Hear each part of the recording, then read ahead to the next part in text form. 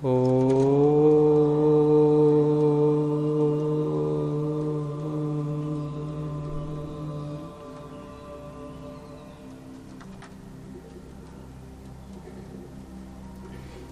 पूजनीय मातृशक्ति, मुनिगण, ब्रह्मचारीगण, भाष्य भूमिका सृष्टि विद्या विषय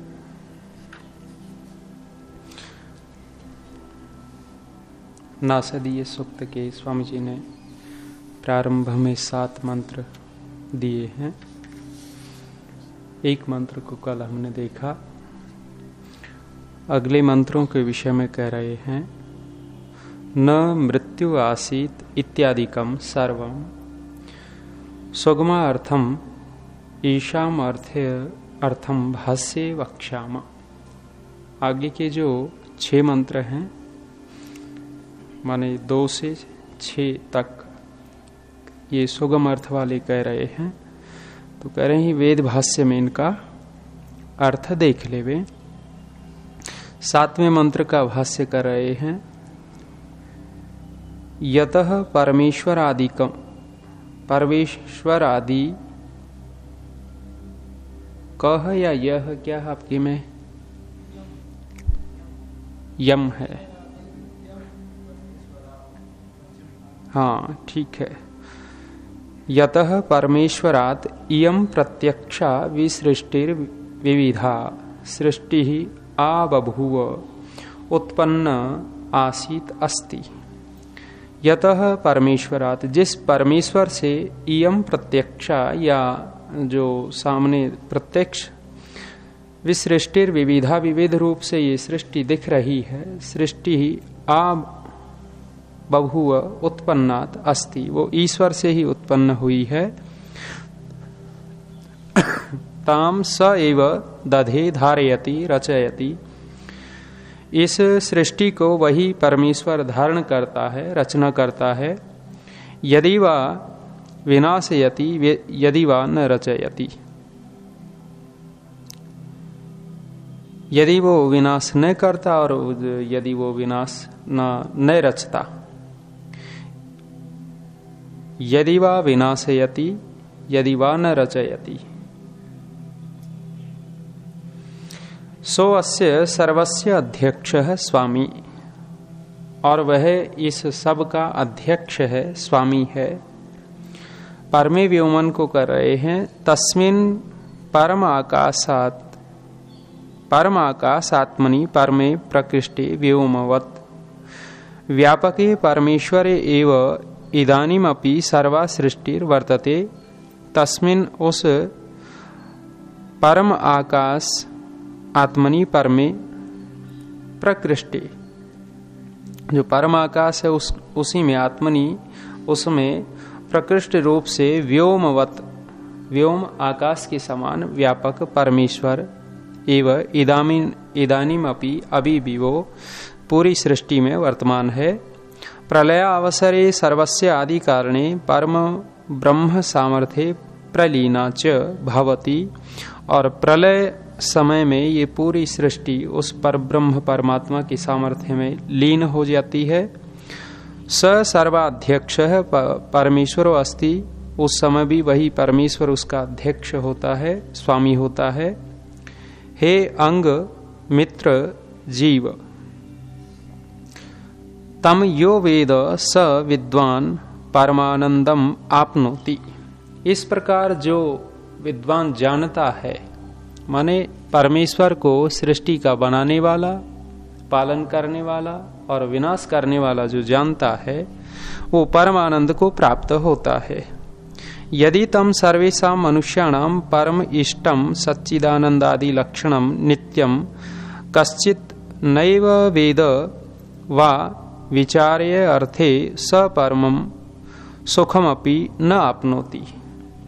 और यदि तम सर्वेषां मनुष्याणां परम इष्टम, और जो सब मनुष्यों का परम इष्ट है, परमेश्वर जो है सच्चिदानंद आदि लक्षण से युक्त नित्य है, ऐसे को जो नहीं जानता, न वेद वा निश्चय अर्थे, निश्चय से विचार नहीं करता, स परमम सुखमपि न आपनोति, परम सुख को भी वो प्राप्त नहीं होता। इस प्रकार के परमेश्वर को जो नहीं जानता मानता। आगे मंत्र दिया, हिरण्यगर्भः समवर्तत अग्रे भूतस्य जातः पतिरेकासीत् सदाधार पृथ्वीं द्यामु तेमाम कस्मै देवाय हविषा विधेम। स्वामी जी अर्थ कर रहे हैं, अग्रे सृष्टि प्राग हिरण्यगर्भः परमेश्वर जातस्य अस्य उत्पन्नस्य जगतः एको अद्वितीयः पतिरेव समवर्तत। अग्रे सृष्टि ही सृष्टि के आगे प्राग पहले जो हिरण्यगर्भः परमेश्वर था, जातस्य उत्पन्नस्य उत्पन्न होने से पूर्व, जगतः एक अद्वितीय पति, इस जगत का एक ही अद्वितीय पति था, अर्थात परमेश्वर ही एक इसका स्वामी था, अन्य कोई नहीं था। स पृथ्वीम आरभ्य द्युपर्यंतम सकलम जगत रचयित्वा, पृथ्वी से लेकर के द्युलोक पर्यंत सब जगत को रच करके धारितवान अस्ति, उसने ये धारण कर रखा है। तस्मै सुख स्वरूपाय देवाय हविषा वयम विधेमइति, उस सुख स्वरूप देव के लिए हम हविषा सब हवि प्रदान करते हैं, वयम विधेम धारण करते हैं।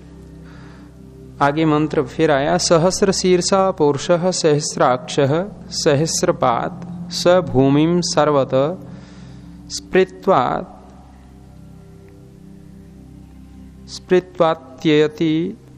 स्पृत्वाति तिष्ठत् दशांगुलम्। अत्र मंत्रे पुरुष इति पदम विशेष्यम अस्ति, सहस्र शीर्ष इत्यादीनि विशेषणानि च अत्र पुरुष शब्दार्थे प्रमाणानि। यहाँ स्वामी जी विशेषण विशेष्य दिखा रहे हैं। पुरुष जो ये पद है ये विशेष्य है और सहस्र ये जो है विशेषण है। सहस्र इत्यादि विशेषणानि माने परमेश्वर के सहस्र, एक सहस्र सिर हैं और एक सहस्र आंख हैं और एक सहस्र पैर हैं। स भूमिम सर्वत, वो सब ओर से इस भूमि को धारण किए हुए इत्यादि। तो सहस्र शीर्ष सहस्राक्ष सहस्रपाद, तो एक एक हजार कर दिए। सीधा सीधा अर्थ लेते हैं तो सहस्र का अर्थ हजार करते हैं हम लोक में, लेकिन सहस्र का अर्थ यहाँ क्या है, अनंत लेंगे। परमेश्वर के अनंत आंख हैं, अनंत सिर हैं, अनंत पैर हैं, अर्थात वो सर्वव्यापक है। कहने का तात्पर्य यही है। वो क्या मंत्र लेते हैं, वो सतहस्त समाहार सहस्रहस्त संकीर। ये कुछ लोग कहने लग गए कि ये गलत है, अर्थ ही गलत करते हैं, इसका अन्वय कर लेना चाहिए। सहस्रहस्त समाहार सतहस्त संकीर, ऐसा होना चाहिए, करते हैं वे। तो वहां भी यदि संख्यावाचक लेते हैं तो ऐसा ही होगा, और यदि हम ढेर सारा खूब सारा अनंत लेंगे कि खूब कमाओ और खूब बांटो, तो ज्यादा सी दिक्कत तो होती नहीं, लेकिन उस पे ज्यादा जोर देने लग गए कुछ लोग। पुरुषम पुरीशय इत्यादि इति आचक्षीरन, पुरुष किसको कहते हैं, करें पुरीशेते, पुरीशय इति, जो इस पुरी में पुरी संसारे शेते सर्वम अभिव्याप्य वर्तते स पुरुषः परमेश्वर। एक तो पुरी ये अपना शरीर है, इस पुरी में कौन शयन करता है, विराजमान है, आत्मा। आत्मा को भी पुरुष कहते हैं।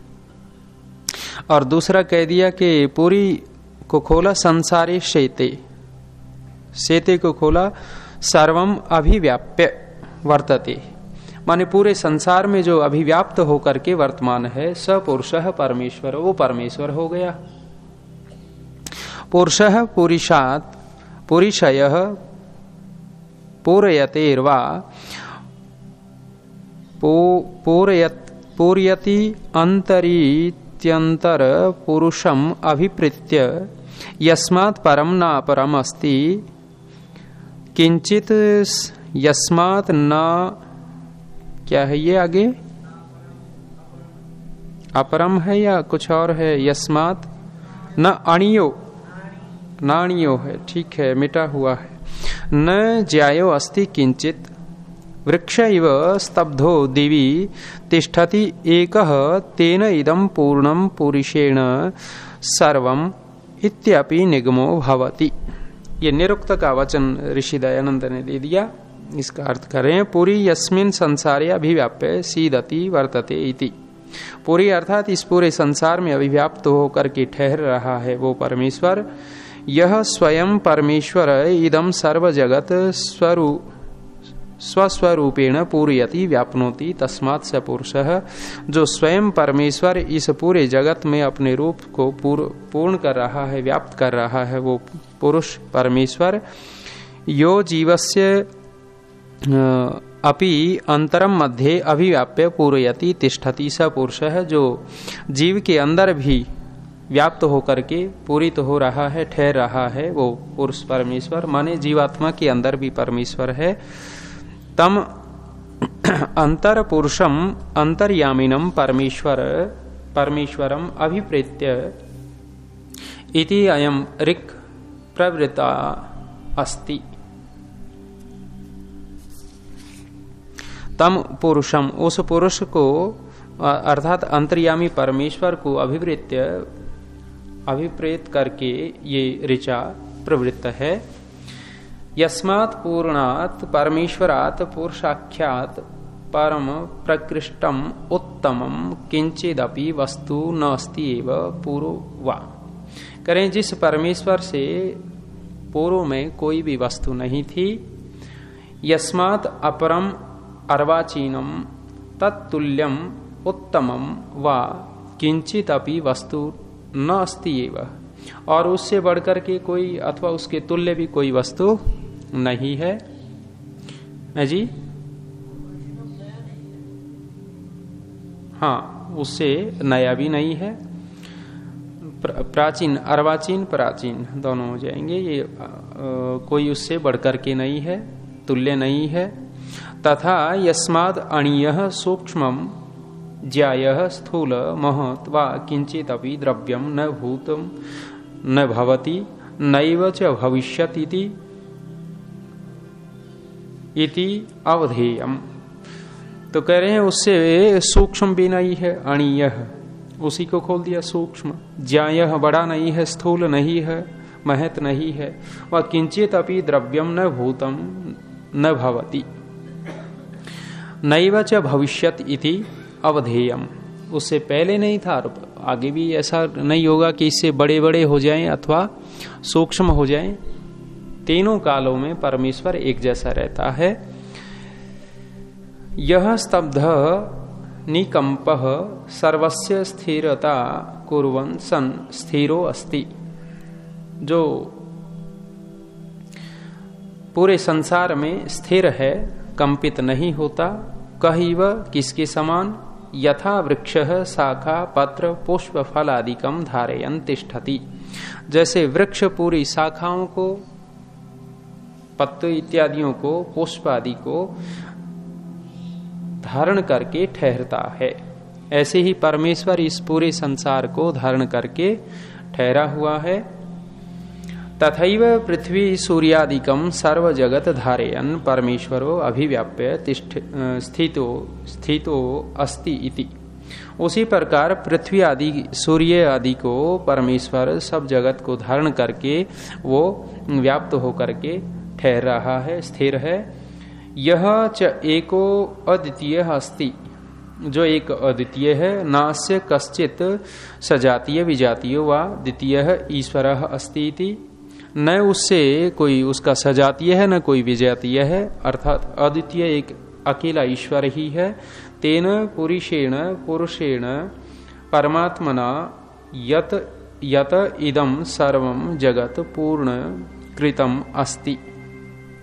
जिस पुरुष परमात्मा के द्वारा ये पूरा जगत पूरित है, बनाया हुआ है। तस्मात् पुरुषः परमेश्वर एवं उच्यते। इसलिए उस पुरुष को परमेश्वर कहते हैं। इति अयम मंत्रः निगमनम परम प्रमाणम भवति इति वेदितव्यम। ये मंत्र निगम परम प्रमाण मानना चाहिए, होना चाहिए। सर्वैव सहस्रम सर्वस्य दाता असि इत्यादि। सर्व वै सहस्रम सर्वम इदम जगत सहस्रनाम नामकम अस्ति इति विधेयम विज्ञेयम। तो इस जगत का भी नाम सहस्र कर दिया कि सर्व जगत सहस्र नामकम। ये जगत भी सहस्र नाम वाला है, अर्थात अनेक रूप वाला है। और अर्थ कर रहे हैं सहस्र अपि असंख्यात अन्य असंख्यातानि अस्माद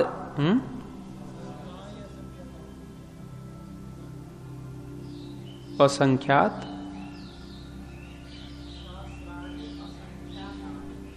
सहस्राणी। अच्छा ये ओहो प दिख रहा है यहाँ मिटे हुए, मेरे अक्षर काफी खराब हैं इसमें।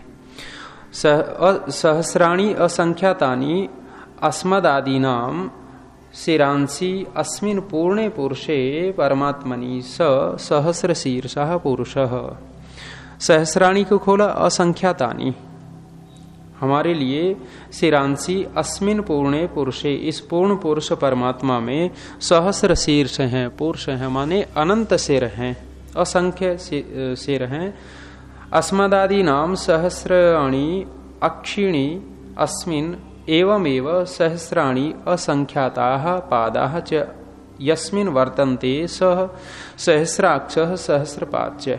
और इसी प्रकार हमारे लिए अनंत असंख्य उसके पैर हैं और आंख इत्यादि हैं। सपुरुषः परमेश्वरः सर्वतः सर्वेभ्यो बाह्यांतरदेशेभ्यो भूमि इति भूतानाम उपलक्षणम। वह पुरुष परमेश्वर सब ओर से, सब सर्वेभ्यो बाह्यांतरेभ्यो बाहर और अंतर से, फिर कहा भूमि इति भूतानाम उपलक्षणम। भूमि माने पांचों भूतों का उपलक्षण है। भूमि से पृथ्वी जल अग्नि वायु आकाश भी ले लेंगे, चारों और दूसरे आ जाएंगे। भूमि आरभ्य प्रकृति पर्यंतम सर्वम जगत स्पृत्वाभिव्याप्य वर्तते। भूमि से लेकर के सूक्ष्म प्रकृति पर्यंत सब जगत को वो अभिव्याप्त हो रहा है। दशांगुलम इति ब्रह्मांड हृदय उपलक्षणम। दशांगुल जो है ब्रह्मांड का उपलक्षण है और हृदय का भी उपलक्षण है। सतिष्ठति वो क्या है? दशांगुलम, वो अपने दशांगुल में ठहर रहा है। दशांगुल को ये हृदय कह रहे हैं कि यहाँ परमेश्वर मिलता है, रहता है। अंगुलम इति अवयव उपलक्षणेन मितस्य जगत अत्र ग्रहणम भवति। ये उंगल भी उपलक्षण मात्र है। पंच स्थूल भूतानि पंच सूक्ष्माणि च एतत् उभयं मिलित्वा दशा अवयवाख्यम सकलम जगत अस्ति। पांच स्थूल भूत और पांच सूक्ष्म भूत दोनों मिलकर के 10 अवयवाख्य, 10 को कहने वाला ये सकल जगत है। अन्यच्च पंच प्राणाः स इंद्रियम चतुष्टयम अंतःकरणम दशमो जीवश्च। 5 प्राण और स इंद्रिय चतुष्टयम अंतःकरणम, 4 अंतःकरण 10वां जीव। कितने हो गए? 5 प्राण 5 इंद्रियां और चतुष्टयम अंतःकरणम, 4 अंतःकरण में मन बुद्धि चित्त और अहंकार, उनका वो ले लिया, ये 10वां जीव। एवं एव अन्यदपि जीवस्य हृदयम दशांगुल परिमितम च तृतीयम गृह्यते। इसी प्रकार अन्यदपि और भी जीव का हृदय ये 10 अंगुल ले लेना चाहिए। तृतीय गृह्यते एतत् त्रयम स्पृत्वा व्याप्य अतितिष्ठत। वो इस पूरे में ठहर रहा है, व्याप्त हो रहा है। ये तस्मात् त्रयात् बहि अपि व्याप्य सन अनवस्थितः। इस प्रकार त्रयात् बहि, इन तीनों से बाहर भी वो व्याप्त होकर के ठहर रहा है। अर्थात बहि अंतः च पूर्णो भूत्वा परमेश्वरो अवतिष्ठते इति विद्यम। अर्थात बाहर और भीतर वो पूर्ण होकर के परमेश्वर ठहर रहा है, ऐसा जान लेना चाहिए। कैसा लग रहा है आज? है ना, है जी, है जी, रस नहीं आ रहा ना।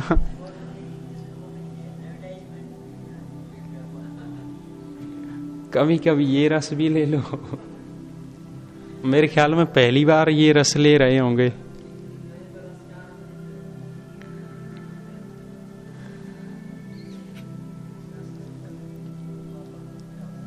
चलिए थोड़ा सा और कर लो। पुरुष जी, चलो। पुरुष एव इदं सर्वं यत् भूतं यच्च भव्यम् उत अमृतत्वस्य ईशान यत् अनेन अतिरोहति। बढ़िया मंत्र आया। कह रहे हैं कि एतत् विशेषण युक्त पुरुषः परमेश्वरः, इन लक्षणों से युक्त जो पुरुष परमेश्वर है, यत् जगत उत्पन्नम भूत यत् भव्यम उत्पत्स्यमानम चकारात वर्तमानम च। ये जो जगत भूत पहले हो चुका, भव्य जो आगे होगा, और चकार से जो वर्तमान है वो तत् त्रिकालस्थम सर्वम विश्वम पुरुष एव कृतवान अस्ति। वो त्रिकाल परमेश्वर, त्रिकालस्थम तीनों कालों में जो रहने वाला जो विश्व है वो पुरुष एव कृतवान, इस पुरुष ने ही बनाया है, परमेश्वर ने ही बनाया है, नान्य और किसी ने नहीं बनाया। परमेश्वर ने ही बनाया है। बड़े बड़े लोग ये कहते हैं कि हमने ये बनाया, हमने ये बनाया। वो पुस्तक एक आई है, वो वहाँ सेमिनार हुआ नागपुर में, ईश्वर का रहस्य कुछ शीर्षक रखा था कि ईश्वर के विषय में, और पुस्तक का पूज्य आचार्य जी ने मुझे दी, आई इनके पास। बहुत सारे लेख हैं ईश्वर के विषय में, ईश्वर कैसा है, ईश्वर कैसा है। तो अनेक लेखों में ईश्वर को सृष्टिकर्ता लिखा है। प्रारंभ के 3-4 पृष्ठ हैं, उसमें बहुत सुंदर सुंदर चित्र दिए हुए हैं। वो कोई मैना, तोता, बहुत सुंदर पंखों वाली चिड़िया, अलग अलग। तो 10-12 पक्षी दिए हैं, और बहुत ऐसे देखेंगे कमाल हो गया, ऐसा भी कुछ बन सकता है। तो ऊपर शीर्षक दे रखा है कि कौन शिल्पकार है। वो गीत भी सुना होगा, कौन, ये कौन चित्रकार है। वो चित्र पंख रंग दिए। एक लेख मैंने उसी में पढ़ा, वो इंद्रदेवजित जी का है। इंद्रजित देव है, वो मेरे नाम में ही वो रहता, भ्रम रहता है इनके, है जी। इंद्रजित देव जी का लेख है। वहाँ वो उन्होंने कहा कि वो राम तीर्थ जी विदेश में, अमेरिका में जब भाषण दे रहे थे, तो 2-3 लोग, एक व्यक्ति ने उठ करके पूछा कि ईश्वर क्या है। पूछा कि ईश्वर पुरुष है क्या? बोले पुरुष नहीं है, माने आदमी। स्त्री है क्या? स्त्री भी नहीं है। बोले विवाहित है क्या? बोले विवाहित भी नहीं है। अनेक सारी बातें पूछी। बोले फिर है क्या वो मामला? न स्त्री है, न पुरुष है, न विवाह किए हुए है, न और कुछ। तो फिर स्वामी राम तीर्थ का उत्तर दिया उन्होंने, ईश्वर एक रहस्य है। बड़ा विचित्र उत्तर दिया, रहस्य है। माने इस रहस्य की गुत्थी सुलझ ही नहीं रही। ईश्वर के माने संसार के रहस्य की गुत्थी तो लगे हुए हैं वैज्ञानिक। वो पीछे कितना बड़ा एक विज्ञापन आ रहा था कि 12,000 या 22,000 कितने वो संपूर्ण विश्व के वैज्ञानिक लगे हुए एक सुरंग बनाने में, और उसमें कुछ परीक्षण चल रहा था। क्या था वो? फिर कह रहे हैं उससे पता लग जाएगा कि सृष्टि कैसे बनी, कैसे चला। ऐसा कुछ मैंने सुना था, काफी वर्ष, माने 2-3 वर्ष पहले की बात हो शायद। तो इस रहस्य को सुलझाने में तो लगे हैं जो, लेकिन ईश्वर रूपी रहस्य जो है वो नहीं सुलझ रहा। तो यहाँ ईश्वर को कह रहे हैं कि वो इस भूत भव्य और वर्तमान में जो जगत है, इस जगत को बनाने वाला है, ऐसा रहस्य है। भाई आत्मा ही को नहीं देख पा रहे तो ईश्वर को कैसे देख लोगे मोटी मोटी आंखों से? देखना चाहते हैं। स्थूल आंखों से ये आत्मा ही नहीं दिखता, अनुभव ही होता है, इससे निकल जाता है, तब महसूस करते हैं कि चला गया। अन्यथा ईश्वर भी कहाँ दिखेगा, उसको भी अनुभव ही करेंगे ऐसे ही। पश्य देवस्य काव्यम न ममार न जीर्यति। शांति पाठ। ओम द्यौः शान्तिरन्तरिक्षं शान्तिः पृथिवी शान्तिरापः शान्तिरोषधयः शान्तिः वनस्पतयः शान्तिर्विश्वे देवा शान्तिर्ब्रह्म शान्तिः सर्वं शान्तिः शान्तिरेव शान्तिः। ओम शांति शांति शांति।